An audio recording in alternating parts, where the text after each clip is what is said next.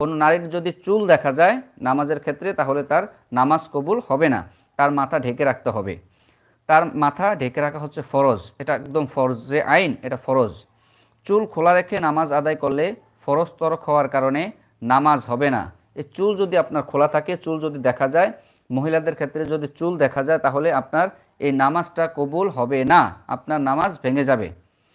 তবে মাথার চুল ঢেকে রাখার জন্য যে কোনো কাপড় বা চাদর ব্যবহার করা যায়।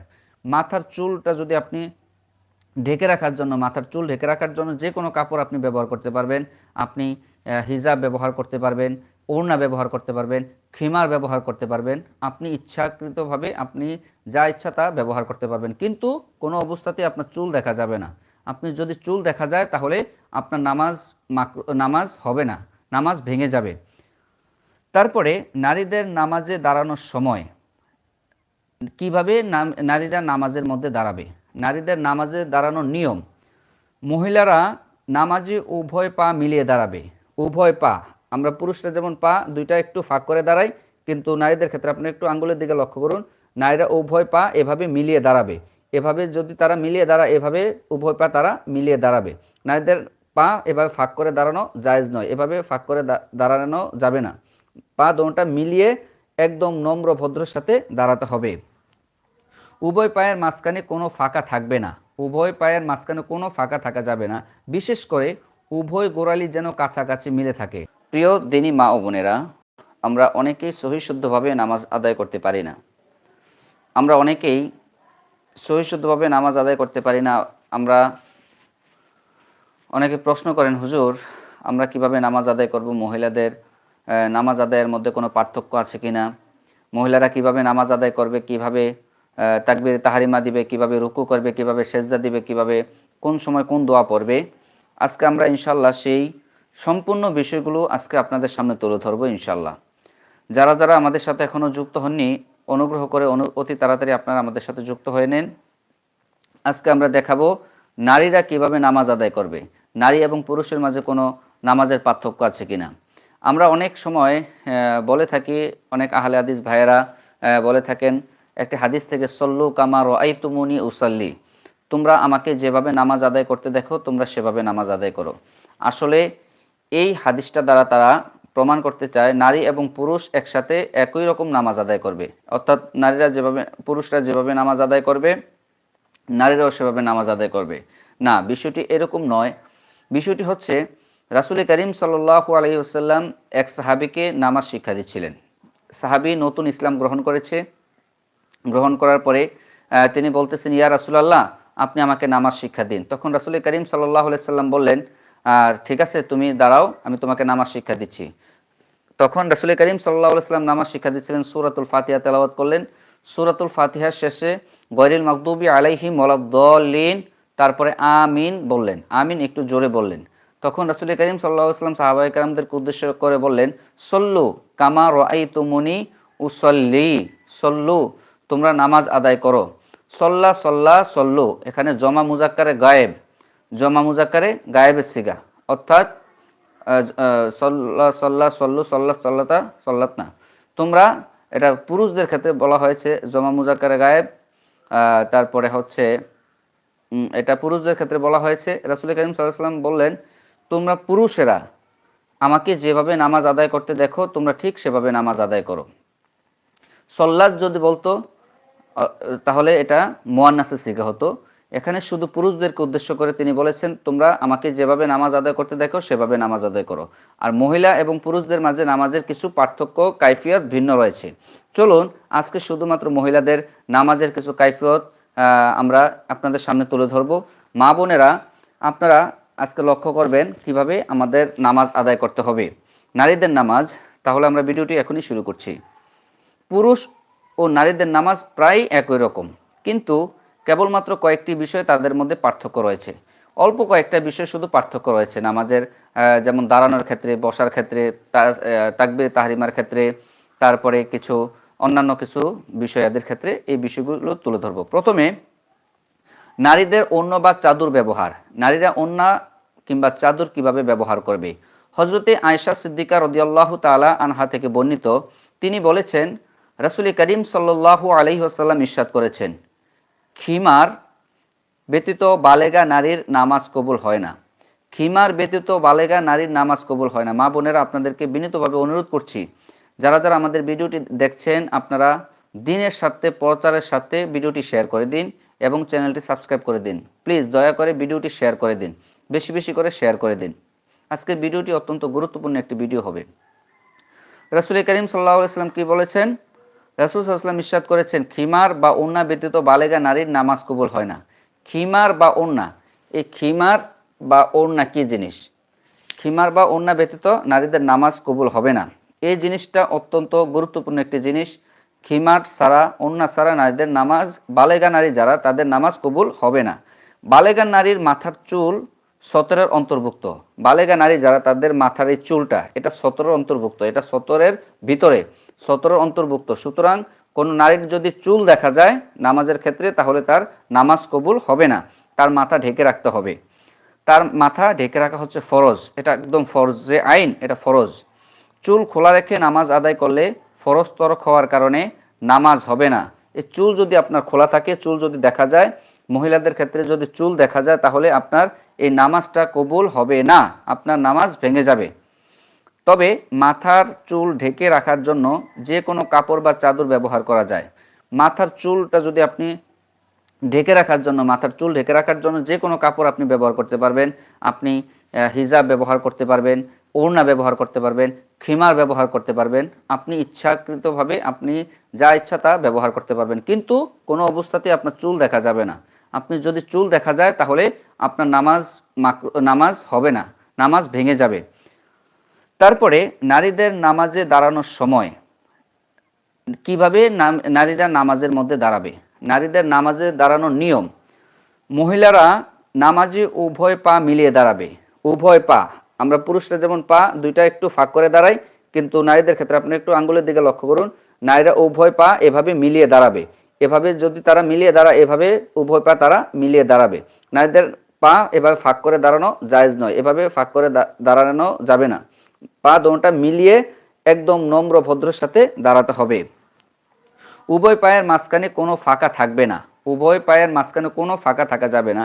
বিশেষ করে উভয় গোড়ালি যেন কাছাকাছি মিলে থাকে। আমাদের পায়ের যে গোড়ালি, এই পায়ের যে গোড়ালিটা, আমাদের পায়ের যে গোড়ালি, এই পায়ের গোড়ালি যেন উভয়টা কাছাকাছি মিলে থাকে, ঠিক এভাবে দাঁড়াতে হবে। আমরা অনেকেই এই নামাজটা এভাবে দাঁড়ানোটা পারি, অনেক মহিলারাই পারে ইনশাল্লাহ। তারপরে কিন্তু পুরুষদের ক্ষেত্রে দুই পায়ের মাঝখানে স্বাভাবিক কিছু ফাঁক থাকবে। নারীদের ক্ষেত্রে দোনো পা একসাথে ফাঁক করা যাবে না, দোনো পা মিলিয়ে দাঁড়াতে হবে। বিশেষ করে গোড়ালি, যে এই পায়ের যে গোড়ালিটা, এই গোড়ালি মিলে দাঁড়াবে। আর পুরুষদের ক্ষেত্রে সামান্য একটু ফাঁক করে, অর্থাৎ ধরেন 4 আঙ্গুল পরিমাণ, 5 আঙ্গুল বা 6 আঙ্গুল পরিমাণ, এতটুকু ফাঁক করে দাঁড়াতে হবে। নারীদের হাত উঠানোর নিয়ম। এখন আসুন, নারীরা কিভাবে তাকবীর তাহরিমার সময় হাত উঠাবে। আমরা এই জিনিসটা অত্যন্ত অত্যন্ত গুরুত্বপূর্ণ। নারীদের নামাজের ক্ষেত্রে, পুরুষদের নামাজের ক্ষেত্রে কোন জিনিসগুলো ভিন্নতা আছে এখন বলে দেব। মহিলারা তাকবীরে তাহরিমা বলার সময় কান বরাবর হাত উঠাবে না, বরং কাঁধ বরাবর হাত উঠাবে। তারা হাত উঠানোর সময় এখানে এই যে কাঁধ আছে, এই কাঁধ বরাবর হাত উঠাবে। এই যে মহিলাদের যে কাঁধ আছে, এই কাঁধ বরাবর হাত উঠাবে, বরং কান বরাবর হাত উঠাবে না। কান বরাবর হাত উঠাবে পুরুষরা, শুধুমাত্র পুরুষরা কান বরাবর হাত উঠাবে। আর নারীরা এই কাঁধ বরাবর হাত উঠাবে। তাদের এই আঙ্গুলটা কান পর্যন্ত যাবে, আঙ্গুলের এই উপরের অংশটা কান পর্যন্ত যাবে, কিন্তু হাতটা উঠবে শুধুমাত্র এই কি বলে কাঁধ পর্যন্ত। বৃদ্ধাঙ্গুলটা তাদের কাঁধ পর্যন্ত উঠবে। বৃদ্ধাঙ্গুলি কাঁধ বরাবর যেন থাকে, এরকম ভাবে আপনাদের দাঁড়াতে হবে। এটা খুব খেয়াল রাখতে হবে, মহিলারা কিভাবে বৃদ্ধাঙ্গুলটা যেন এই কাঁধ বরাবর থাকে, এই কাঁধ বরাবর যেন থাকে, এভাবে দাঁড়াতে হবে। কান বরাবর এভাবে পুরুষদের মতো হাত উঠাবে না। তারপরে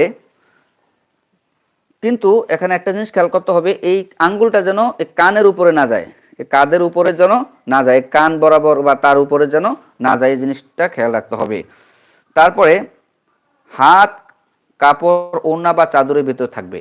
এই হাতটা, আমাদের এই হাতটা, মহিলাদের এই হাত কাপড়, ওড়না বা চাদর ইত্যাদির ভিতরে থাকবে। এটার বাইরে যেন এই হাতটা না বের হয়, এটা খেয়াল রাখতে হবে। হাতটা ভিতরে থাকবে, হাতটা ভিতরে রাখতে হবে, চাদর বা ওড়নার ভিতরে রাখতে হবে। কাপড়ের ভিতর থেকে হাত বের করবে না।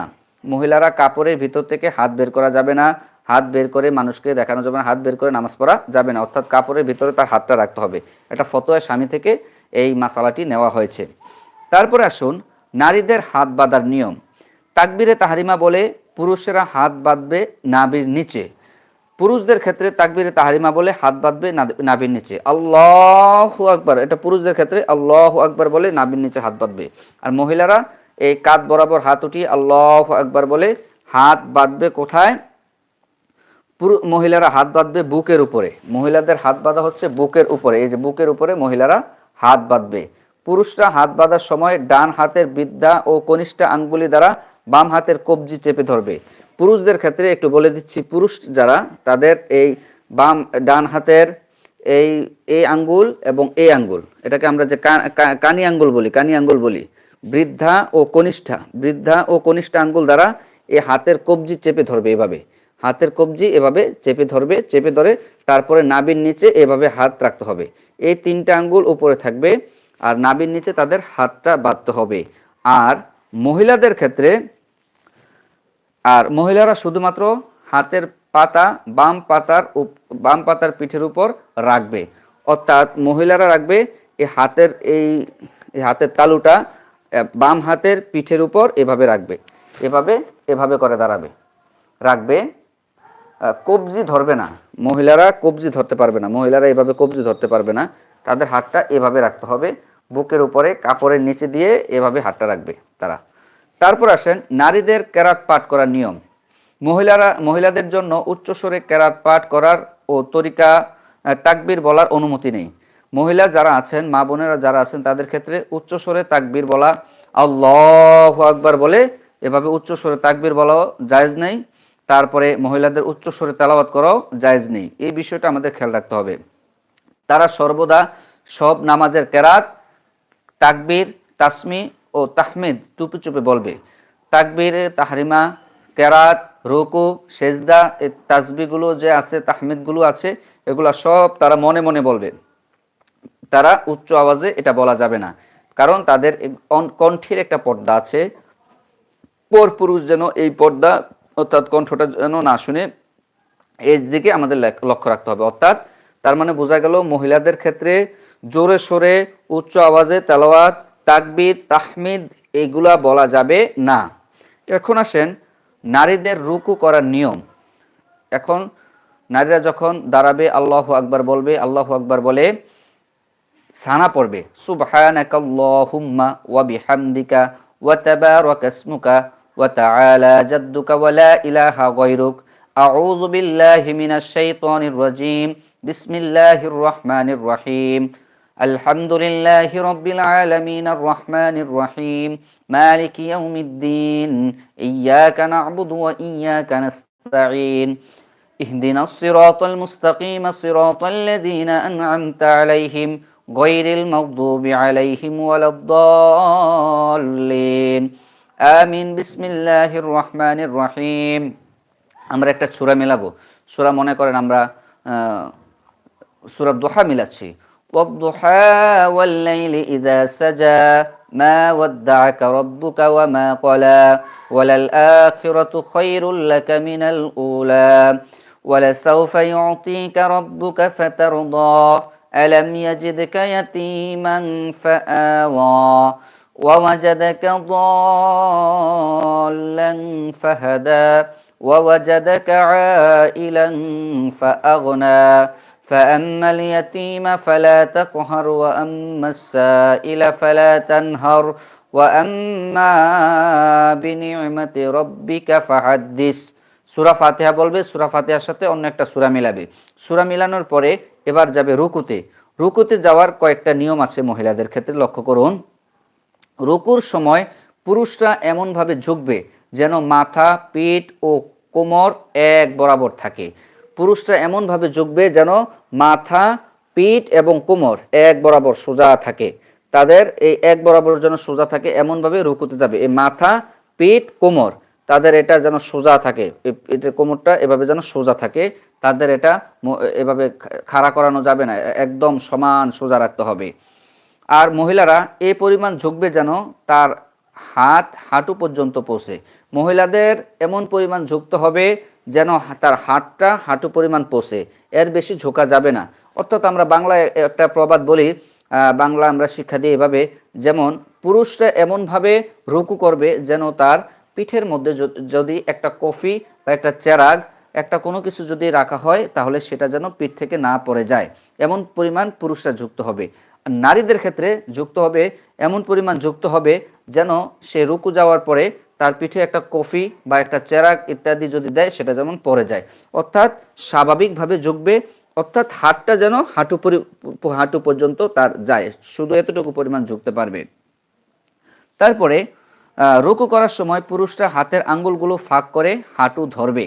পুরুষরা যখন রুকুতে যাবে, রুকুতে গিয়ে তাদের হাঁটুগুলো এই 5টা আঙ্গুল দিয়ে এভাবে করে তারা হাঁটুর মধ্যে ধরবে, এভাবে করে তারা চাপ দিয়ে ধরবে, এভাবে তারা চাপ দিয়ে ধরবে, এভাবে চাপ দিয়ে ধরবে 5টা আঙ্গুল দিয়ে। কিন্তু মহিলাদের ক্ষেত্রে একটু ভিন্ন বিষয় রয়েছে। মহিলারা আঙ্গুলগুলো মিলিত অবস্থায় রেখে হাঁটুর উপর রাখবে। এই আঙ্গুলগুলো মিলিয়ে তারা হাঁটুর উপর রাখবে, এই আঙ্গুলগুলো এভাবে মিলাতে হবে, এভাবে মিলিয়ে তারা হাঁটুর উপর এভাবে রাখবে। আর পুরুষদের ক্ষেত্রে কি করতে হবে, আঙ্গুলগুলো ফাঁক রেখে এটাকে বলে একদম এভাবে এভাবে ফাঁক করে ভালো করে শক্ত করে হাঁটুর মধ্যে ধরতে হবে। তারপরে রুকু অবস্থায় পুরুষগণ কনুই পাজর হতে পৃথক থাকবে। রুকু যখন করবে কনুই, এই কনুইটা পাজর অর্থাৎ তার এই পাজর অর্থাৎ কি, আমরা এই পাজর বলতে এটাকে বোঝাই, এই পাজর থেকে পৃথক রাখবে। অর্থাৎ জড়সড় হয়ে পুরুষরা রুকু দিবে না, সোজা কথা। জড়সড় হয়ে মিলিত হয়ে শরীরকে গুজু করে এভাবে রুকু দেওয়া যাবে না। নারীদের ক্ষেত্রে একটু ভিন্ন বিষয় রয়েছে। মহিলারা কনুই পাজরের সাথে মিলিয়ে রাখবে। মহিলারা যখন রুকু করবে তখন এই কনুইটাকে পাজরের সাথে মিলিয়ে জড়সড় হয়ে তারা রুকুতে যাবে, জড়সড় হয়ে তারা রুকু করবে মহিলাদের ক্ষেত্রে। পুরুষদের ক্ষেত্রে জড়সড় হয়ে রুকু করা যাবে না, তাদের এই কনুই যেন পাজরের সাথে না মিলে যায়। আর মহিলাদের রুকুর ক্ষেত্রে এমন পরিমাণ ঝুঁকতে হবে যেন বেশি পরিমাণ ঝুঁকা না হয়, তার হাঁটু পর্যন্ত যেন তার হাতটা যায় এতটুকু পরিমাণ ঝুঁকতে হবে। আর পুরুষদের ক্ষেত্রে 5 আঙ্গুল দিয়ে এই হাঁটুর মধ্যে চাপ দিয়ে এভাবে ধরে তারপরে রুকু করতে হবে। তারপরে আসুন নারীদের সেজদা করার নিয়ম। এখন মহিলারা কিভাবে সেজদা করবে। এখন যখন আমরা রুকুতে গেলাম, রুকুতে আমরা তাসবিহ পড়ব, সুবহানা রাব্বিয়াল আযীম, সুবহানা রাব্বিয়াল আযীম, সুবহানা রাব্বিয়াল আযীম। 3 বার, 5 বার, 7 বার যে যতবার পড়তে পারি ততবার আমরা রুকুতে তাসবিহগুলো পড়ব। সুবহানা রাব্বিয়াল আযীম, সুবহানা রাব্বিয়াল আযীম, সুবহানা রাব্বিয়াল আযীম। রুকু করার থেকে আমরা দাঁড়াবো, সামি আল্লাহু লিমান হামিদাহ, রব্বানা লাকাল হামদ, হামদান কাসীরান তয়্যিবান মুবারাকান ফি। এতটুকু বলে আমরা যারা পারি এতটুকু বলবো, আর যদি আমরা এতটুকু পরিমাণ না পারি তাহলে আমরা বলবো সামি আল্লাহু লিমান হামিদাহ, রব্বানা লাকাল হামদ, রব্বানা লাকাল হামদ। এতটুকু বলে আমরা সেজদায় চলে যাব। আল্লাহু আকবার, সেজদায় যাব। সেজদায় গিয়ে মহিলাদের ক্ষেত্রে কয়েকটি কাজ আছে। সেজদার সময় পুরুষরা পেট উরু থেকে এবং বাজু বগল থেকে পৃথক রাখবে। সেজদা যখন দিবে পুরুষদের হাত থাকবে উপরে, হাত সেজদার জায়গায় হাত দিয়ে এই এই পাঁজরগুলা, এই কনুই এটা উপরে রাখবে, এভাবে উপরে উপরে করে রাখবে, তাদের এটা শরীরের সাথে জড়সড় যেন না হয়। আর সেজদার ক্ষেত্রে মহিলাদের পেট রানের সাথে এবং বাজু বগলের সাথে একত্রিত করে রাখবে।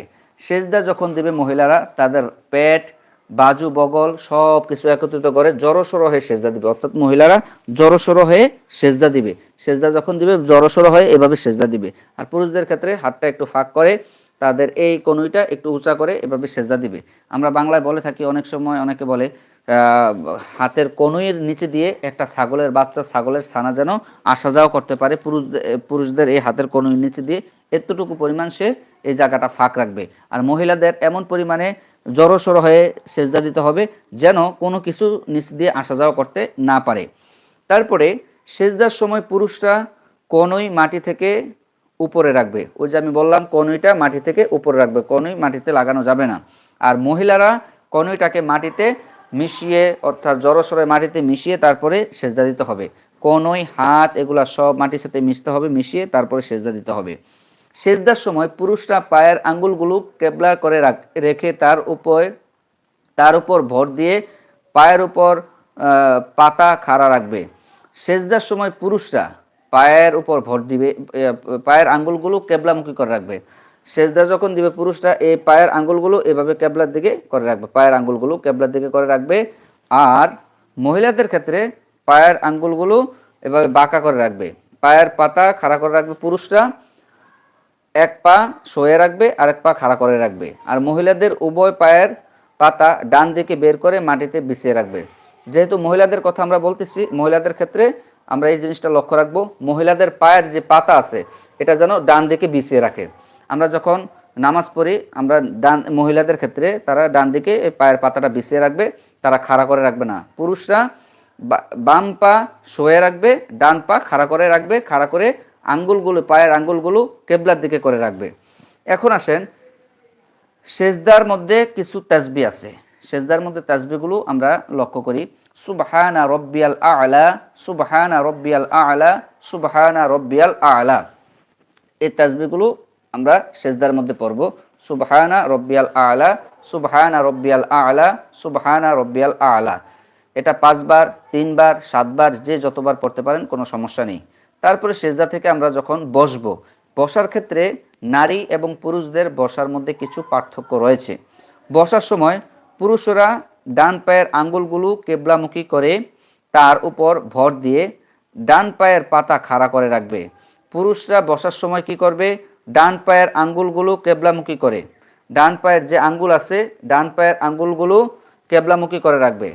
আর বাম পায়ের কেবলামুখী করে তার উপর ভর দিয়ে ডান পায়ের পাতা খাড়া করে রাখবে। ডান পায়ের যে পাতা আছে এটা খাড়া করে রাখবে, আর বাম পা কেবলামুখী করে, বাম পায়ের আঙ্গুল কেবলামুখী করে রাখবে এবং বাম পায়ের পাতা বিছিয়ে দিয়ে তার উপর বসবে। কিন্তু মহিলারা পায়ের উপর বসবে না। আমরা মহিলাদের কথা যেহেতু বলতেছি, এই জিনিসটা একটু আমরা লক্ষ্য করি। মহিলারা তারা পায়ের উপর বসবে না, পা বিছিয়ে রাখবে, বরং চৌতর মাটির সাথে মিলিয়ে রাখবে এবং উভয় পায়ের পাতা ডান দিকে বের করে দেবে এবং ডান রান বাম নলার উপর বসবে। মহিলারা দোনো পা বিছিয়ে দিবে, ডান দিকে দোনো পা বিছিয়ে দিয়ে তারপরে মহিলারা বসবে। মহিলাদের বসা আর পুরুষদের বসা এক নয়। পুরুষরা যখন বসবে তখন তাদের ডান পাটা এভাবে খাড়া করে রাখবে, কেবলার দিকে আঙ্গুলগুলো তার থাকবে, আর বাম পার মধ্যে বাম পা বিছিয়ে সে বাম পায়ের মধ্যে সে বসবে। এই সেজদা দেওয়ার সময়, সেজদা থেকে যখন বসবো, এই বসার সময় আমরা একটা তাসবিহ পড়ব, সেটা হচ্ছে আল্লাহুম্মা গফিরলি ওয়ারহামনি ওয়াদিনি ওয়াআফিনি ওয়ারযুকনি। আল্লাহুম্মা গফিরলি ওয়ারহামনি ওয়াদিনি ওয়াআফিনি ওয়ারযুকনি। এই তাসবিহটা পড়ব। তাসবিহ পরে আমরা আবার সেজদা দেব, পূর্বের নিয়মেই আমরা সেজদা দেব। সেজদা দিয়ে আমরা তাসবিহ পড়ব সুবহানা রব্বিয়াল আ'লা, সুবহানা রব্বিয়াল আ'লা, সুবহানা রব্বিয়াল আ'লা। এই 3 বার, 5 বার, 7 বার বলে আমরা নামাজে দাঁড়িয়ে যাব। এখন আমরা যে নামাজে দাঁড়িয়ে যাব, দ্বিতীয় রাকাত আমরা এভাবে ঠিক কন্টিনিউ করব। কন্টিনিউ করার পরে আমরা সেজদা দেওয়ার শেষ করে আবার আমরা বসবো। বসে তাশাহুদ পাঠ করার সময় কিছু কাজ রয়েছে। তাশাহুদ পাঠ করার সময় প্রথম কাজ হচ্ছে, আমরা আমাদের এই চোখের নজরটা থাকবে সিনার দিকে, বুকের দিকে থাকবে, বুকের দিকে এই নজরটা থাকবে। বুকের দিকে নজর করে আমরা দোনো হাত, এই দোনো আঙ্গুল যেন এই হাঁটুর উপর থেকে বসার সময় এটা যেন কেবলার দিকে থাকে, এটা লক্ষ্য রাখতে হবে। এভাবে মুট করে বসা যাবে না, তারপর হাত বাঁকা করে রাখা যাবে না। এখন আমরা তাশাহুদ পাঠ করব। মনে করুন 2 রাকাত বিশিষ্ট আমরা নামাজ পড়লাম। 2 রাকাত বিশিষ্ট নামাজে প্রথম রাকাত যেভাবে পড়লাম, দ্বিতীয় রাকাত সেভাবে পড়ে আমরা এখন তাশাহুদ পাঠ করব। আত-তাহিয়াতু লিল্লাহি ওয়াস-সালাওয়াতু ওয়াত-তাইয়্যিবাত। আসসালামু আলাইকা আইয়ুহান নাবিয়্যু ওয়া রাহমাতুল্লাহি ওয়া বারাকাতুহু। আসসালামু আলাইনা ওয়া আলা ইবাদিল্লাহিস সালিহিন। আশহাদু আল লা ইলাহা ইল্লাল্লাহু ওয়া আশহাদু আন্না মুহাম্মাদান আবদুহু ওয়া রাসূলুহু। দুরূদ শরীফ। আল্লাহুম্মা সাল্লি আলা মুহাম্মাদিন ওয়া আলা আলি মুহাম্মাদ কামা সাল্লাইতা আলা ইব্রাহিম ওয়া আলা আলি ইব্রাহিম ইন্নাকা হামিদুম মাজিদ। আল্লাহুম্মা বারিক আলা মুহাম্মাদিন ওয়া আলা আলি মুহাম্মাদ কামা বারাকতা আলা ইব্রাহিম ওয়া আলা আলি ইব্রাহিম ইন্নাকা হামিদুম মাজিদ। দোয়া মাসুরা। আল্লাহুম্মা ইন্নী যালামতু নাফসি যুলমান কাসীরাও ওয়া লা ইয়াগফিরুয যুনুবা ইল্লা আনতা ফাগফিরলি মাগফিরাতাম মিন ইনদিক ওয়ারহামনি ইন্নাকা আনতাল গফুরুর রহিম। তারপর আমরা সালাম ফিরাবো, আসসালামু আলাইকুম ওয়া রাহমাতুল্লাহ। সালাম ফেরানোর ক্ষেত্রে একটা সিস্টেম আপনাদেরকে বলে দিচ্ছি, মনে রাখবেন।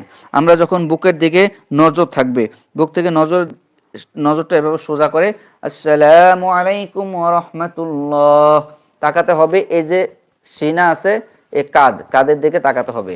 আসসালামু আলাইকুম ওয়া রাহমাতুল্লাহ। আবার বুকের বরাবর আমাদের নজরটা আনবো, আসসালামু আলাইকুম ওয়া রাহমাতুল্লাহ। এই বলে আমাদের নামাজ শেষ করব। প্রিয় দর্শক, আমরা এই নামাজ শেষ করলাম। এখন অনেকে আবার প্রশ্ন করেছেন, হুজুর আমরা তো 10টা সূরা সহি শুদ্ধভাবে পড়তে পারি না, যদি 10টা সূরা আপনি আমাদেরকে শিক্ষা দিতেন তাহলে আমাদের ভালো হতো। প্রিয় দর্শক, 10টা সূরা কি কি? কোরআনুল কারীমের শেষ যে 10টা সূরা আছে, এই 10টা সূরা আমাদের নামাজের জন্য অত্যন্ত গুরুত্বপূর্ণ। অনেক মা বোনেরা সহি শুদ্ধভাবে এই 10টা সূরা পারেন না। আমরা এই 10টা সূরা আপনাদেরকে আজকে বলে দেব। এগুলো আপনারা বেশি বেশি করে মনোযোগ সহকারে আপনারা এগুলো পড়বেন। সর্বপ্রথম সূরাতুল ফাতিহা থেকে শুরু করছি। আউযু বিল্লাহি মিনাশ শাইতানির রাজীম। বিসমিল্লাহির রহমানির রহিম। আলহামদুলিল্লাহি রাব্বিল আলামিন। الرحمن الرحيم مالك يوم الدين إياك نعبد وإياك نستعين اهدنا الصراط المستقيم صراط الذين أنعمت عليهم غير المغضوب عليهم ولا الضالين آمين بسم الله الرحمن الرحيم سورة الفيل ألم تر كيف فعل ربك بأصحاب الفيل ألم يجعل كيدهم في تضليل وأرسل عليهم طيرا أبابيل ترميهم بحجارة من سجيل فجعلهم كعصف مأكول سورة القريش بسم الله الرحمن الرحيم لإيلاف قريش إيلافهم رحلة الشتاء والصيف فليعبدوا رب هذا البيت الذي أطعمهم من جوع وآمنهم من خوف بسم الله الرحمن الرحيم سورة الماعون أرأيت الذي يكذب بالدين فذلك الذي يدع اليتيم ولا يحض على طعام المسكين فويل للمصلين الذين هم عن صلاتهم ساهون الذين هم يراءون ويمنعون الماعون سورة الكافرون بسم الله الرحمن الرحيم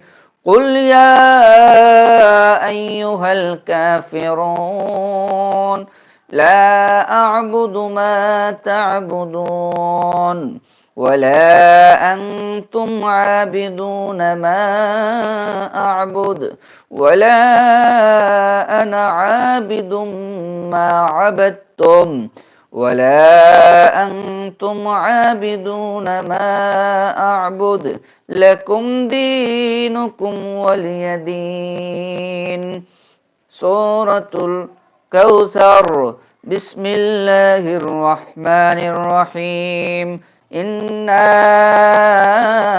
أعطيناك الكوثر فصل لربك وانحر إن شانئك هو الأبتر سورة النصر بسم الله الرحمن الرحيم إذا جاء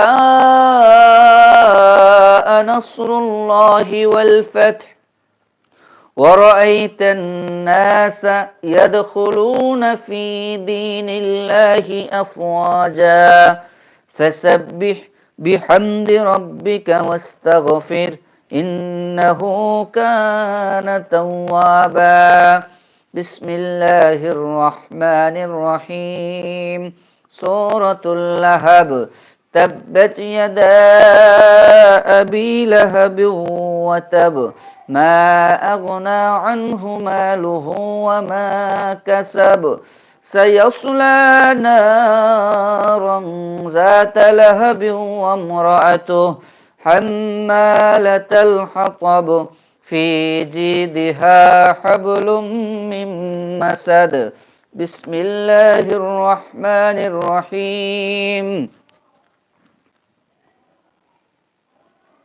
سورة الإخلاص قل هو الله أحد الله الصمد لم يلد ولم يولد ولم يكن له كفوا أحد بسم الله الرحمن الرحيم سورة الفلق قل أعوذ برب الفلق من شر ما خلق ومن شر غاسق إذا وقب ومن شر النفاثات في العقد ومن شر حاسد إذا حسد بسم الله الرحمن الرحيم سورة الناس قل أعوذ برب الناس ملك الناس إله الناس من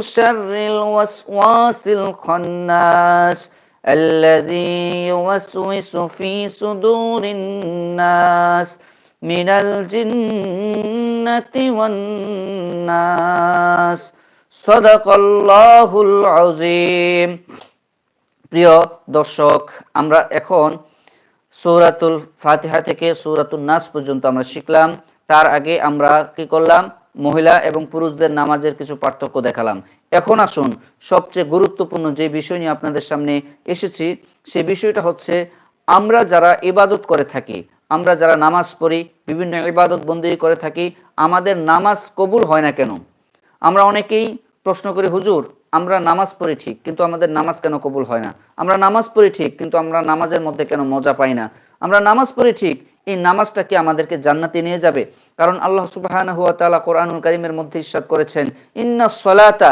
তানহা আনিল ফাহশাই ওয়াল মুনকার নিশ্চয়ই নামাজ মানুষকে সকল অশ্লীল খারাপ কাজ থেকে মানুষকে বিরত রাখে কিন্তু হুজুর আমরা নামাজ পড়ি ওযু করি সব কিছু করি ঠিক আছে কিন্তু আমাদের নামাজ কেন কবুল হয় না আমরা যা চাই আল্লাহ তা কেন দেয় না মা বোনেরা এবং ভাইয়েরা যারা যারা আমাদের সাথে যুক্ত আছেন আপনাদেরকে আমি একটা কথা বলে দিচ্ছি আমরা আমাদের নামাজ কবুল না হওয়ার অন্যতম একটি কারণ হচ্ছে আমাদের ওযু হয় না কয়েকটা কারণে আমাদের নামাজ হয় না আর এই নামাজ আমাদেরকে অন্যায় কাজ থেকে বিরত রাখে না কেন এক নাম্বার কাজ হচ্ছে আমরা সঠিকভাবে ওযু করতে পারি না আমাদের ওযু যেভাবে ওযু করা দরকার সেভাবে ওযু করি না ইনশাআল্লাহ ওযুর একটা পর্ব আমরা সামনের লাইভে আমরা আপনাদেরকে বলে দেব ঠিকমতো আমাদের ওযু হয় না ওযুর ক্ষেত্রে নিয়ম হচ্ছে একটা শরীরের পশম যদি আমাদের শুকনা থাকে তাহলে আমাদের ওযু হবে না শরীরে একটা পশমও আমাদের শুকনা থাকতে পারবে না সমস্ত ওযুর যেই অংশ এগুলো আমাদের ভিজা থাকতে হবে ওযু সঠিকভাবে আদায় করতে হবে ওযুর যেই সিস্টেম এই সিস্টেম মোতাবেক ওযু করতে হবে তারপরে আসুন আমরা নামাজ পড়ব যখন নামাজ পড়ার সময় আমরা নামাজ ভঙ্গের অন্যতম 19টি কারণ রয়েছে এই 19টি কারণ তার মধ্যে সর্বপ্রথম যে কারণে আমাদের নামাজ হয় না নামাজ ভেঙে যায় সেটা হচ্ছে নামাজে তেলাওয়াতে অশুদ্ধ পড়া নামাজে তেলাওয়াতে যদি আমাদের অশুদ্ধ হয় তাহলে আমাদের নামাজ হবে না নামাজ ভেঙে যাবে 2 নাম্বার নামাজের ভিতরে কথা বলা আমরা অনেকেই নামাজের ভিতরে কথা বলি নামাজ মনোযোগ সহকারে আদায় করি না। নামাজের ভিতরে কেউ যদি কথা বলে তাহলে তার নামাজ হবে না, নামাজ ভেঙে যাবে। কোনো লোককে সালাম দেওয়া, নামাজের মধ্যে আপনি দাঁড়িয়েছেন, একজন আয়েশা আপনাকে সালাম দিয়েছে, আপনি সালামের আপনি আসছেন, একজন লোক আসছে সামনে, আপনি নামাজরত অবস্থায় তাকে সালাম দিয়েছেন, আপনার নামাজ ভেঙে যাবে। সালামের উত্তর দেওয়া, অথবা কেউ আপনাকে সালাম দিয়েছে, আপনি সেই সালামের জবাবটি নামাজের মধ্যে থেকে নিয়েছেন, তাহলে আপনার নামাজ ভেঙে যাবে। আহ শব্দ করা, বিনা উজরে কাশা, নামাজের মধ্যে আপনি দাঁড়িয়ে আহ এ ধরনের শব্দ করলেন, আপনি নামাজ পড়তেছেন, আপনার শরীরে হয়তো ব্যথা পেয়েছেন, কিংবা যে কোনো কারণে আপনি আহ শব্দ করতেছেন, তার কারণে আপনার নামাজ ভেঙে যাবে। তারপরে আমলে কাসির করা, আমলে কাসির হচ্ছে আহ শব্দ করা, তারপর হচ্ছে আমলে কাসির। আমলে কাসির বলতে কি, মনে করেন আপনি আপনার হাত চুলকাচ্ছে, পা চুলকাচ্ছে, আপনি প্রত্যেকটা রোকনের মধ্যে শুধু হাত পা চুলকাচ্ছেন চুলকাচ্ছেন চুলকাচ্ছেন, অধিকাংশ বেশি অনেকক্ষণ ধরে আপনি চুলকাচ্ছেন, তাহলে আপনার নামাজ ভেঙে যাবে। প্রত্যেকটা রোকনে আপনি শুধু 3 বার সর্বোচ্চ চুলকাতে পারবেন। তারপরে বিপদে কি বেদনার শব্দ করিয়া কাঁদা, আমাদের অনেক সময় অনেক বিপদ হয়, বেদনা হয়। মনে করেন আপনি নামাজে দাঁড়িয়েছেন, নামাজে দাঁড়ানোর পরে আপনার কাছে সংবাদ আসলো আপনার মা মারা গেছে, আপনার বাবা মারা গেছে, আপনার ঘরে আগুন লেগেছে, এরকম আয়সা অনেকে বলল, তো আপনি নামাজ পড়তেছেন, আপনি হুট করে নামাজের মধ্যে কান্নাকাটি শুরু করছেন। বিপদে কি বেদনা শব্দ করিয়া কাঁদা, নামাজের মধ্যে আপনি জোরে জোরে কান্না শুরু করছেন, আপনার নামাজ ভেঙে যাবে। তারপরে 3 তাসবিহ পরিমাণ সতর খুলিয়া থাকা, এই 3 তাসবিহ পরিমাণ সতর কি আর আওরাত কি, এখন আপনাদেরকে সতরের ক্ষেত্রে একটি বিষয় আপনাদেরকে বুঝিয়ে দেব স্পষ্টভাবে। মহিলাদের সতর হচ্ছে মাথা থেকে পা পর্যন্ত পুরাটাই সতর, তবে এই হাতের তালু, হাতের পিঠ, চেহারা, মুখমণ্ডল আর পায়ের টাকনুর নিচ পর্যন্ত এই 3টা জায়গা সতর অন্তর্ভুক্ত নয় মহিলাদের। এই তিনটা জায়গা সতরের ভিতরের অংশ নয়। এই সতর পরিমাণ এগুলো ঢাকা হচ্ছে এই হাতের কবজি, মুখমণ্ডল, পায়ের টাকনুর নিচ পর্যন্ত। এই 3টা জিনিস শুধু দেখতে পারবে, যাদের সাথে দেখা দেওয়া জায়েজ, তারা শুধু এই 3টা জিনিস দেখতে পারবে, তাদের জন্য সতর হচ্ছে এই 3টা ছাড়া পুরা শরীর সতর অন্তর্ভুক্ত। হাত সতর অন্তর্ভুক্ত নয় মহিলাদের ক্ষেত্রে, অর্থাৎ যাদের সাথে দেখা দেওয়া জায়েজ।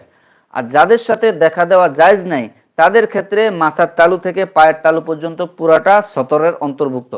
এই সতর ঢাকা তাহলে কি, চুল দেখানো যাবে না, হাত কবজি পর্যন্ত খোলা রাখা যাবে, মুখমণ্ডল দেখা যাবে, পায়ের টাকনু নিচ পর্যন্ত দেখা যাবে, এতটুকু সতর ঢাকা।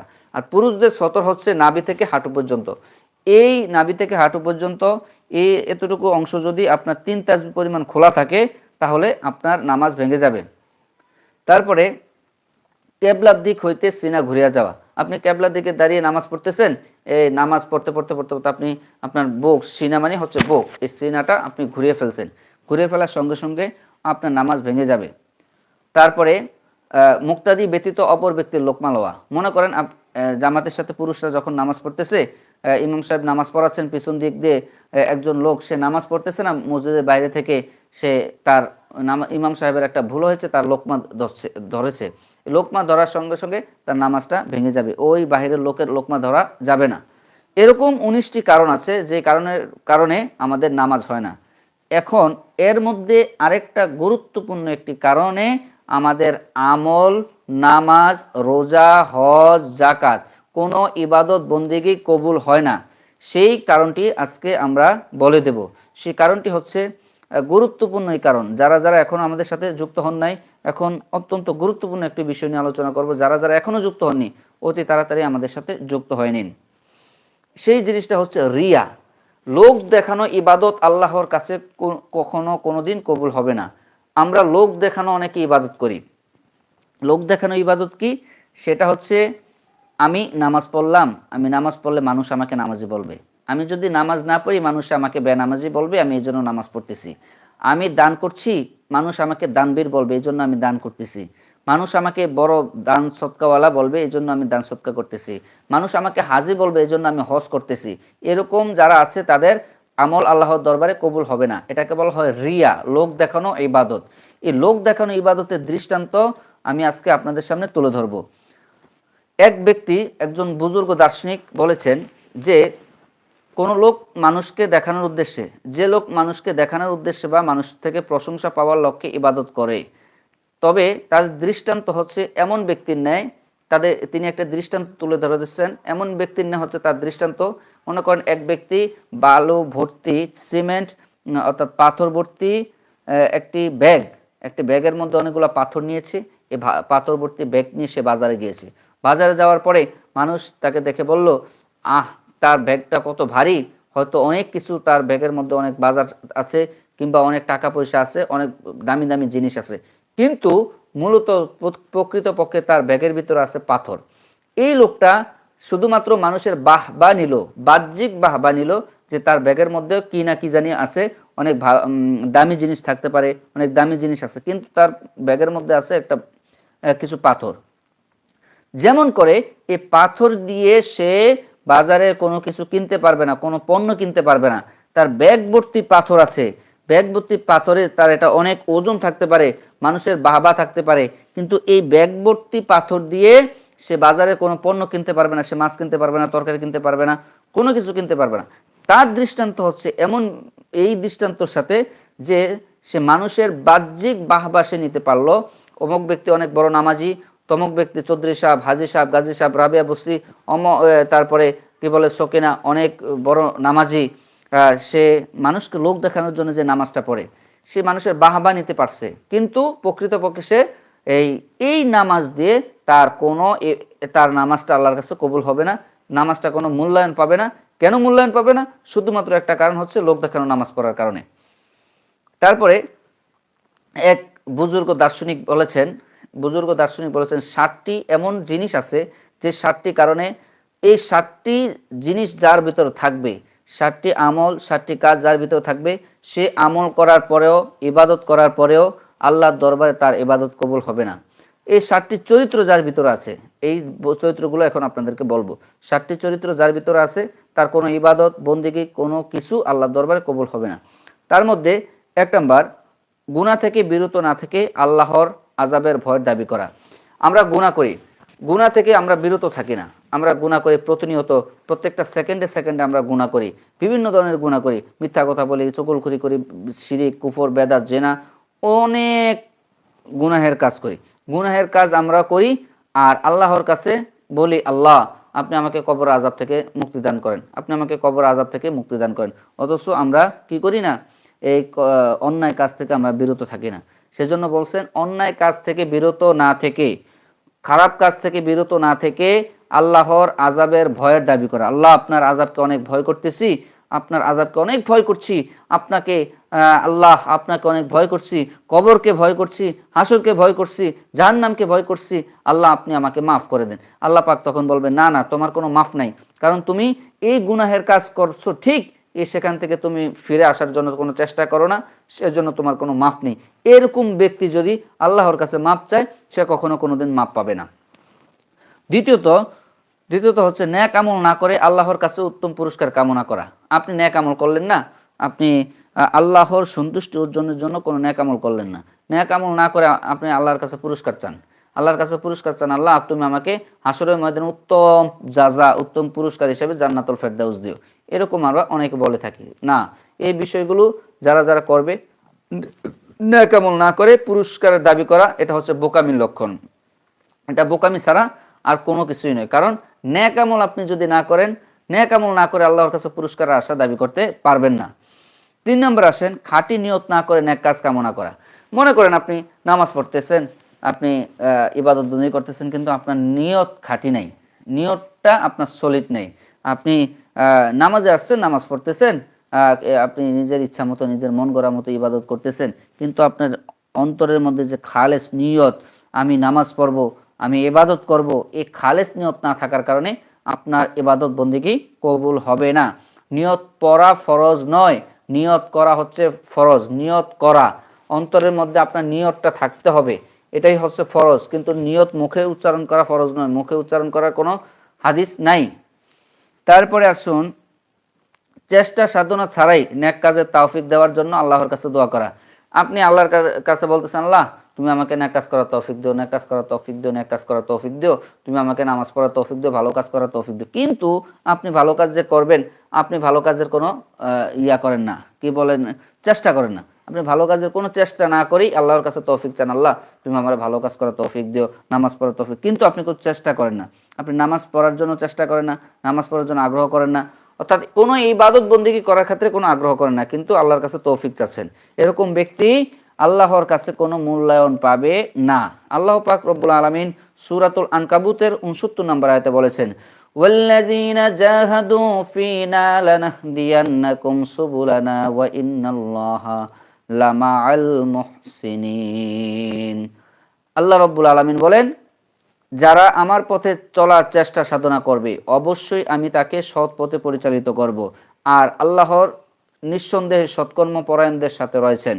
আল্লাহ বলছেন, ওয়াল্লাযীনা জাহাদু ফীনা লানাহদিয়ান্নাকুম সুবুলানা, যারা আমার পথে চলার চেষ্টা সাধনা করে, আল্লাহর পথে চলার জন্য চেষ্টা সাধনা করতে হবে। লানাহদিয়ান্নাকুম সুবুলানা ওয়া ইন্নাল্লাহা লামাআল মুহসিনিন, অবশ্যই আমি তাদেরকে আমার পথে পরিচালিত করব, আর নিঃসন্দেহে আল্লাহ তাআলা সৎকর্মশীলদেরকে ভালোবাসেন। আল্লাহর কাছে ফানা চাইতে হবে, এই জন্য আল্লাহ আমাকে সৎকর্ম করার তৌফিক দান করেন, আর আপনাকেও চেষ্টা করতে হবে সৎকর্ম করার, তাহলে আল্লাহ পাক বলছেন তাকে আমি আমার পথে পরিচালিত করব। নিঃসন্দেহে আল্লাহ তাআলা সৎকর্ম পরায়ণদের সাথে রয়েছেন। তারপরে কৃত গুনাহের জন্য লজ্জিত না হয়ে মুখে মুখে আল্লাহর নিকট ক্ষমা চাওয়া, এটা হচ্ছে আর একটা বোকামির লক্ষণ। আপনি গুনাহ করতেছেন, আপনি সারাদিন গুনাহ করতেছেন, কিন্তু গুনার জন্য আল্লাহর কাছে কোনো আপনি ফানা চান না। গুনার জন্য আপনি যে গুনাহ করতেছেন, আল্লাহর কাছে আপনি কোনো আশ্রয় চান না যে আল্লাহ আমি গুনাহ করতেছি, আমি গুনাহ করে লজ্জিত, আমি এই গুনাহ করলাম, আমি আজকে চুরি করলাম, ডাকাতি করলাম, অন্যায় কাজ করলাম, মানুষের পকেট থেকে টাকা মেরে খেলাম, তারপরে আমি এটা চুরি করলাম, সেটা চুরি করলাম, খারাপ অন্যায় যা কিছু আছে সব কিছু করলাম, কিন্তু এই অন্যায় কাজ করে আল্লাহর কাছ থেকে কোনো আপনি কি বলে এটার জন্য লজ্জিত হলেন না, আপনি মনে মনে কোনো লজ্জিত হলেন, আল্লাহ আমি আমি অনেক লজ্জিত, আমি অনেক গুনাহের কাজ করছি, এটা আমি লজ্জিত হয়েছি, আপনি আমাকে মাফ করে দেন, এরকম কোনো আপনি আল্লাহর কাছে কোনো কিছু তওবা করলেন না, আল্লাহর কাছে গুনাহের জন্য লজ্জিত হলেন না, আবার আল্লাহকে বলতেছেন আল্লাহ আপনি আমাকে মাফ করে দেন, স্বাভাবিকভাবে আল্লাহর কাছে বলতেছেন আল্লাহ আপনি আমার মাফ করে দেন, কিন্তু আপনি গুনার জন্য লজ্জিত হলেন না, আল্লাহ বলছেন না আমি তোমার এই ধরনের কোনো দোয়া কবুল করব না। তারপর আরেকটা গুরুত্বপূর্ণ বিষয়, সেটা হচ্ছে আমাদের মধ্যে যেটা সবচেয়ে বেশি লক্ষ্য করা যায়, নেক আমল সমূহ মানুষের সামনে যখন করে, আমাদের মধ্যে কিছু ভাই বোন আছে যারা নেক আমলগুলো যখন করে, যখন দেখে মানুষ সামনে মানুষ আছে, মনে করেন মসজিদে প্রবেশ করছে, ঘরের মধ্যে নামাজ পড়তেছে বা ইবাদত করতেছে, দেখে ঘরের মধ্যে মানুষ আসছে, আসার পরে সে করলো কি, মানুষ যখন দেখছে এমনভাবে ইবাদত বাড়িয়ে দেয়, এমনভাবে তার তাসবিহ তাহলিল বাড়িয়ে দেয়, এমন সুন্দর করে রুকু সিজদা করে, মনে হয় যেন সে একজন খাঁটি আল্লাহর ওলি। কিন্তু যখন সে একাকী হয়, এমন স্পিরিটে সে আমল করে, এমন কি বলে আমলের মধ্যে কোনো আগ্রহ নাই, কোনো একাগ্রতা নাই, কোনো খুশু নাই, এই ধরনের আমল আল্লাহর দরবারে কবুল হবে না। অর্থাৎ লোক দেখানো কোনো আমল, মানুষকে দেখানোর জন্য সুন্দর করে আমল করে, কিন্তু মানুষ যখন চলে যায় তখন সে নিজস্ব যখন আমল করে, তখনই আমল করার জন্য তাড়াহুড়া করে আমল করে, কোনো রকমে লেপসেপ দিয়ে সে ইবাদত বন্দি করে ইবাদত শেষ করে দেয়। এরকম ইবাদতকারী আল্লাহর দরবারে কোনো মর্যাদা পাবে না, তার ইবাদত কবুল হবে না। তারপরে অন্তরে আল্লাহ তাআলার সন্তুষ্টি বাসনা না রেখে মেহনত মুজাহাদার সঙ্গে আমল করা। মনের মধ্যে আল্লাহ তাআলার সন্তুষ্টি নাই, আপনি ইবাদত করতেছেন কিন্তু আল্লাহ তাআলার সন্তুষ্টি কামনা করছেন, আল্লাহ আপনি আমাকে আমার অন্তরটাকে নূর দ্বারা নূরান্বিত করে দেন, সন্তুষ্টি কামনা না করে মেহনত মুজাহাদার সঙ্গে আমল করা। আল্লাহ সন্তুষ্টি আপনি চাইলেন না, আল্লাহ সন্তুষ্টি আপনি না চাইয়ে আপনি মেহনত মুজাহাদা করতেছেন, মানে আল্লাহকে খুশি করতে না চাইয়ে আপনি নিজে নিজে ইবাদত কোনো রকম শুধু করতেছেন, আর বলতেছেন আরে ইবাদত করতেছি, কবুল করলে করবে, না করলে নাই। এরকম মনের মধ্যে যদি থাকে তাহলে আপনার কোনো ইবাদত আল্লাহর কাছে কবুল হবে না। একবার এক লোক রাসূল করিম সাল্লাল্লাহু আলাইহি সাল্লামের কাছে আসলেন, এসে বললেন ইয়া রাসূলুল্লাহ ইয়া হাবিবাল্লাহ, আমি যে ইবাদত করতেছি আমার ইবাদতের মধ্যে আমার ইবাদত কবুল হবে কিনা। তখন রাসূল করিম সাল্লাল্লাহু আলাইহি সাল্লাম বললেন, কেন তোমার ইবাদত কবুল হবে না কেন?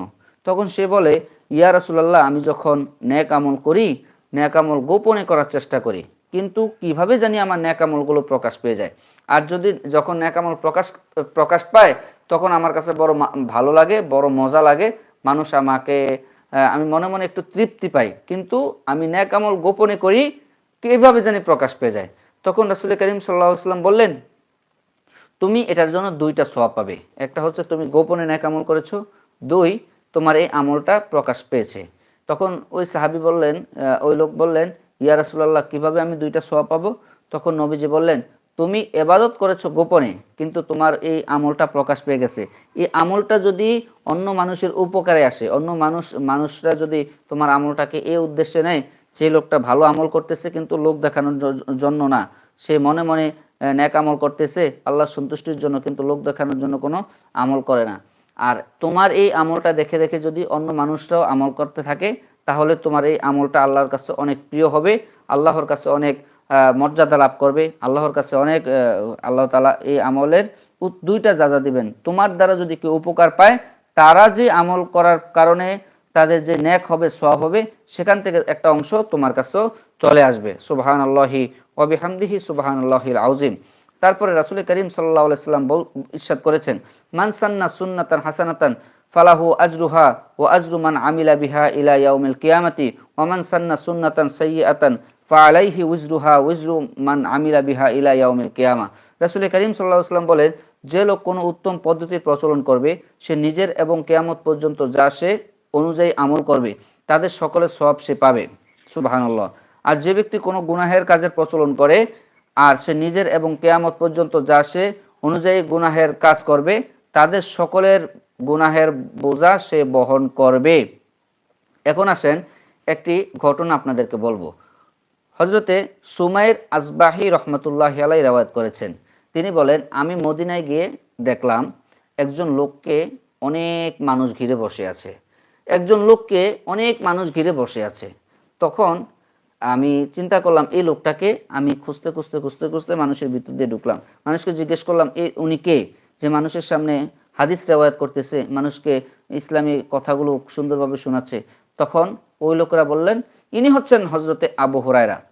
ওই লোকটা হজরতে সুমাইর আসবাহি রহমাতুল্লাহ আলাই যখন আবু হুরায়রার নাম শুনলেন, তিনি আবু হুরায়রার নাম শুনে আবু হুরায়রাকে গিয়ে জড়িয়ে ধরলেন, ডাক দিয়ে বলেন, ভাই আবু হুরায়রা, তুমি কি করছো এখানে? তুমি তাদেরকে কি শিক্ষা দিচ্ছ?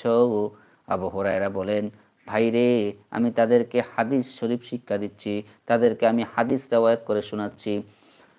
সুমাইর আসবাহি বলেন, আবু হুরায়রা, তোমাকে আমি বিনীত অনুরোধ করব, তুমি আমাকে এমন একটি হাদিস শিক্ষা দিবে যে হাদিসটা রাসূল করিম সাল্লাল্লাহু আলাইহি ওয়াসাল্লাম তোমাকে সবচেয়ে গোপনভাবে শিক্ষা দিয়েছেন। যখন তোমাকে শিক্ষা দিয়েছেন, ওই সময় আর একটা মানুষও সেখানে ছিল না, শুধু তুমি ছিলে আর আমার রাসূল ছিল। হযরত আবু হুরায়রা বলেন, আমি তোমাকে এমন একটা আমল শিক্ষা দেব, এমন একটা হাদিস আজকে শিক্ষা দেব, যে হাদিসটা আমি রাসূল করিম সাল্লাল্লাহু আলাইহি সাল্লামের কাছ থেকে শুনেছি, আর ওই সময় একটা মানুষও সেখানে উপস্থিত ছিল না, আমি আর আমার রাসূল ছাড়া সেখানে কেউ ছিল না। এই কথা বলে আবু হুরায়রা যখন হাদিসটা বলা শুরু করবেন, বলার সঙ্গে সঙ্গে বলে, আল্লাহর রাসূল আমাকে এই হাদিসটা বলেছেন। এই কথা বলার সঙ্গে সঙ্গে আবু হুরায়রা অজ্ঞান হয়ে গেলেন, বেহুশ হয়ে গেলেন। বেহুশ হওয়ার পরে কিছুক্ষণ পরে আবার হুঁশ আসলো। হুঁশ এসে তিনি মুখমণ্ডল মুছলেন। মুছার পরে আবার যখন হাদিসটা বলবেন, বলা শুরু করছেন, আল্লাহর রাসূল সাল্লাল্লাহু আলাইহি সাল্লাম আমাকে বলেছেন। এই কথা বলে আবার তিনি অজ্ঞান হয়ে জমিনে পড়ে গেলেন, হাটফিল হয়ে পড়ে গেলেন। আবার কিছুক্ষণ পরে হুঁশ আসলো। হুঁশ আসার পরে হযরতে আবু হুরায়রা বলে, হুঁশ আসার পরে আবু হুরায়রা আবার চোখ মুখ মুছলেন। মুছার পরে তিনি আবার যখন বলবেন, আবার বলার সঙ্গে সঙ্গে এই কথা বলতেছেন, আল্লাহর রাসূল আমাকে বলেছেন। এই কথা বলতে দেরি তিনি আবার জমিনে বেহুশ হয়ে পড়ে গেলেন। একবার না, দুইবার না, তিনবার তিনি বেহুশ হয়ে জমিনে পড়ে গেলেন। জমিনে পড়ার পরে তিনি আবার কিছুক্ষণ পরে হুঁশ আসলো। এবার তিনি বলতেছেন, সুমাইর আসবাহি, আমি যখন আমার নবীর সামনে ছিলাম, উপস্থিত ছিলাম, আমার রাসূল আমাকে বললেন, ওরে আবু হুরায়রা, আল্লাহ রব্বুল আলামিন হাসরের ময়দানে তিনজন ব্যক্তিকে সর্বপ্রথম হিসাব নিকাশ করবেন। এক নাম্বার হচ্ছে কারি সাহেব। আল্লাহ তাআলা বলবেন, ও কারি, তুমি যে কোরআন তেলাওয়াত করতেছো, তুমি যে দুনিয়ায় থাকতে কোরআন তেলাওয়াত করেছো, সারা রাত্র ভরে কোরআন তেলাওয়াত করেছো, এই কোরআন তেলাওয়াত কার জন্য তুমি কোরআন তেলাওয়াত করেছো? কারি সাহেব বলে, আল্লাহ, আমি আপনার সন্তুষ্টির জন্য কোরআন তেলাওয়াত করেছি, দুনিয়ার কাউকে দেখানোর জন্য কোরআন তেলাওয়াত করি নাই। আল্লাহর সন্তুষ্টি, আপনার সন্তুষ্টির জন্য কোরআন তেলাওয়াত করতাম। আল্লাহ রব্বুল আলামিন বলে, কারি রে তুমি মিথ্যা কথা বলছো। ফেরেশতারাও বলবে, ও কারি তুমি মিথ্যা কথা বলছো। তুমি দুনিয়ায় থাকতে যখন কোরআন তেলাওয়াত করতে, দুনিয়ার কাউকে দেখানোর জন্য কোরআন তেলাওয়াত, তুমি দুনিয়ার মানুষকে দেখানোর জন্য কোরআন তেলাওয়াত করতে, তুমি আল্লাহর সন্তুষ্টির উদ্দেশ্যে কোরআন তেলাওয়াত করতে না। তুমি মিথ্যা কথা বলছো। লোকেরা যেন তোমাকে কারি বলে, লোকেরা যেন বড় তোমাকে আলেম বলে, লোকেরা যেন বড় তোমাকে হাফেজ সাহেব বলে, লোকেরা বড় তোমাকে আলেম বলে, এই বাহবা পাওয়ার জন্য, মানুষের চক্ষু প্রদর্শনীর জন্য তুমি নিজেকে কারি, তুমি সেই জন্য কোরআন মুখস্থ করছো। যাও যাও যাও, তুমি জাহান্নামে চলে যাও। 2 নম্বর ডাকা হবে শহীদকে। আল্লাহ তাআলা নাক দিয়ে বলবেন, শহীদ তুমি কেন শহীদ হয়েছ, কেন শাহাদাত বরণ করেছ, কার পথে তুমি যুদ্ধ করেছ? শহীদ ডাক দিয়ে বলবে, আল্লাহ, আল্লাহ গো, আমি এই যুদ্ধ করেছি শুধুমাত্র আপনার সন্তুষ্টির জন্য, দুনিয়ার আর কাউকে দেখানোর জন্য আমি যুদ্ধ করি নাই, সন্তুষ্টির জন্য যুদ্ধ করি নাই, শুধু আপনার পথে যুদ্ধ করেছি। আল্লাহ রব্বুল আলামিন তখন ডেকে বলবেন, শহীদ তুমি মিথ্যা কথা বলছো। ফেরেশতারাও ডাক দিয়ে বলবে, শহীদ তুমি মিথ্যা কথা বলছো, তুমি আল্লাহর সন্তুষ্টির উদ্দেশ্যে যুদ্ধ করো নাই, আল্লাহর সন্তুষ্টির উদ্দেশ্যে তুমি জিহাদ করো নাই, আল্লাহর সন্তুষ্টির উদ্দেশ্যে তোমার এই জীবন দাও নাই, এই হাত কাটো নাই, পাও কাটো নাই। তখন আল্লাহ তাআলা বলবেন, তুমি দুনিয়াতে থাকতে যুদ্ধ করেছো, মানুষ যেন তোমাকে বড় যোদ্ধা বলে। দুনিয়ায় থাকতে তুমি যুদ্ধ করেছো, মানুষ যেন তোমাকে বড় বীর বলে, বড় বীর বলে, বীর সেনা বলে। মানুষের বাহবা নেওয়ার জন্য তুমি যুদ্ধ করেছ। দুনিয়ায় থাকতে তুমি বীর বিক্রম, বীর উত্তম খেতাব পেয়েছ, এজন্যই তুমি যুদ্ধ করেছ। আমি আল্লাহর সন্তুষ্টির উদ্দেশ্যে তুমি যুদ্ধ করে নাই। যাও যাও যাও, তুমিও জাহান্নামে চলে যাও। তারপরে ডাকা হবে একজন বড় ধনী মানুষকে। ধনী মানুষকে ডাকার পরে আল্লাহ তাআলা ডাক দিয়ে বলবেন, ও ধনী, ও শিল্পপতি, কোটিপতি, তোমাকে যে আমি সম্পদ দিয়েছি, এই সম্পদ তুমি কার রাস্তায় ব্যয় করেছো, কিভাবে ব্যয় করেছো? ধনী ডাক দিয়ে বলবে, আল্লাহ আপনি আমাকে যা কিছু সম্পদ দিয়েছেন, এই সম্পদগুলো আমি আপনার রাস্তায় খরচ করেছি, কোনো বাজে পথে খরচ করি নাই। এই সম্পদগুলো আমি আপনার রাস্তায় খরচ করেছি। আল্লাহ রব্বুল আলামিন ডেকে বলবেন, ও দানবীর, তোমাকে আমি সম্পদ দিয়েছি, দুনিয়ায় থাকতে দান করেছো ভালো কথা, কিন্তু মানুষকে যে দান করেছো, তুমি আমার সন্তুষ্টির জন্য দান করো নাই, বরং তোমাকে বড় দানবীর বলবে। লোকেরা বড় তোমাকে দানবীর বলবে, এজন্য তুমি দান করেছো। আমরা এখন বর্তমানে দেখা যায় অনেকে দান করে থাকে এভাবে। আমরা দান করি কিভাবে? এভাবে দান করি যেন মানুষকে দেখে দেখে, এই আপনি, আমি মসজিদের মধ্যে 5,000 টাকা দান করলাম, এটা সুন্দরভাবে ঘোষণা করে দেন, সুন্দর করে নাম ঠিকানা লেখা তারপর দেয়। এভাবে মানুষকে লোক দেখানোর জন্য, মানুষকে খুশি, মানুষের বাহবা পাওয়ার জন্য, খুশি পাওয়ার জন্য মানুষ তাকে বড় দানবীর বলবে। গরিবদেরকে দান করে 100 টাকা দামের একটা কম্বল দান করে, এরকম আমাদের সমাজে আছে। 200 টাকা দামের কম্বল দিয়ে 10 জনে মিলে ছবি তুলে পাঠায়, ফেসবুক ইন্টারনেটে পাঠিয়ে দেয় যে এই যে ছবি তুললাম, এখানে কম্বল বিতরণী অনুষ্ঠান চলছে। মানুষকে দেখানোর জন্য যে ইবাদত করে, এই ধরনের কোনো ইবাদত আল্লাহ পাকের দরবারে কবুল হবে না। মানুষকে দেখানোর জন্য কোনো ইবাদত আল্লাহ পাকের দরবারে কবুল হবে না। সুতরাং আল্লাহ তাআলা ওই লোককে রেখে বলবেন, ও হয়ে বড় দানবীর, তোমাকে মানুষ বড় দানবীর বলবে, তোমাকে বড় হাজী মোহাম্মদ মহসিন বলবে, তোমাকে মানুষ বাহবা দিবে, এই জন্য তুমি দুনিয়া থাকতে দান করেছো। তুমি আমি আল্লাহকে পাওয়ার জন্য না, বরং মানুষের বাহবা পাওয়ার জন্য তুমি দান করতা। যাও যাও যাও, তুমি জাহান্নামে চলে যাও। তোমার এই দুনিয়াতে যেভাবে তুমি যা কিছু চেয়েছো, দুনিয়ায় তোমাকে দিয়ে দেওয়া হয়েছে। ও বীর, দুনিয়ায় থাকতে তুমি বীর খেতাব পাওয়ার জন্য, বীর খেতাব পাওয়ার জন্য, বীর উত্তম পাওয়ার জন্য তুমি পাগল হয়ে গিয়েছিলে। তোমাকে দুনিয়ায় থাকতেই সবকিছু দিয়ে দেওয়া হয়েছে। বেহেশতে আর তুমি কিছুই পাবে না, হাসরের ময়দানে তুমি কিছুই পাবে না। আর ওই কারি সাহেবকে বলবে, দুনিয়া থাকতে তো তুমি এই যে বাহাবা পেয়েছো, এখন হাসরের ময়দানে তোমার এই কোনো কিছু কাজে আসবে না, যাও তোমরা তিনজনে জাহান্নামের আগুনে চলে যাও। এই কথা বলে আমার নবী হযরতে আবু হুরায়রা রাদিয়াল্লাহু তাআলা আনহুর হাঁটুর মধ্যে চাপ দিয়ে ধরলেন। এভাবে চাপ দিয়ে ধরে বলেন, ও আবু হুরায়রা রে, আল্লাহ তাআলা হাসরের ময়দানে এই তিনজনকে দিয়েই আল্লাহ তাআলা জাহান্নামের আগুন উদ্বোধন করবেন। নাউজুবিল্লাহি মিন যালিক। আল্লাহ রাসূল সাল্লাল্লাহু আলাইহি সাল্লাম আল্লাহ রাসূল সাল্লাল্লাহু আলাইহি ওয়াসাল্লাম ইরশাদ করেছেন, আল্লাহ পাক রব্বুল আলামিন বলেন, মান কানা ইউরিদুল হায়াতাদ দুনিয়া ওয়াজিনাতুহুমা নুওয়াফি ইলাইহিম আমালুহুম ফিহা ওয়া হুম ফিহা লা ইউবখাসুন।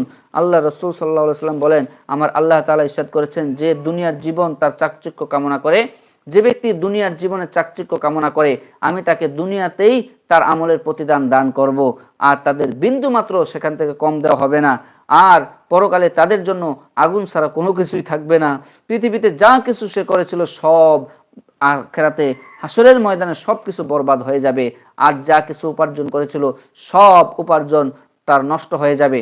আল্লাহ রাব্বুল আলামিন এই কথাগুলো দিয়ে আমাদেরকে শিক্ষা দিয়েছেন যে মানুষের লোক দেখানোর উদ্দেশ্যে কোনো ইবাদত করা যাবে না, মানুষকে দেখানোর উদ্দেশ্যে কোনো আমল করা যাবে না, মানুষকে খুশি করার জন্য কোনো আমল করা যাবে না। সম্পূর্ণ আমল নিরেট নির্ভেজাল একমাত্র হতে হবে আল্লাহ পাকের জন্য। আর যে আজকে কয়েকটি বিষয় নিয়ে আলোচনা করলাম, মহিলাদের নামাজ কিভাবে আদায় করতে হবে, মহিলাদের নামাজের পাশাপাশি পুরুষদের নামাজ কিভাবে আদায় করতে হবে, তারপর আমরা 10টা সূরা আমরা শিক্ষা দিলাম। তারপর বললাম মুখলেস রিয়া লোক দেখানো নামাজ আল্লাহর দরবারে কবুল হবে কিনা, লোক দেখানো নামাজ কি, লোক দেখানো ইবাদত কি, লোক দেখানো মানুষগুলো আল্লাহর কাছে কতটা ঘৃণিত হবে, লজ্জিত হবে, এই বিষয়গুলো আলোচনা করেছি।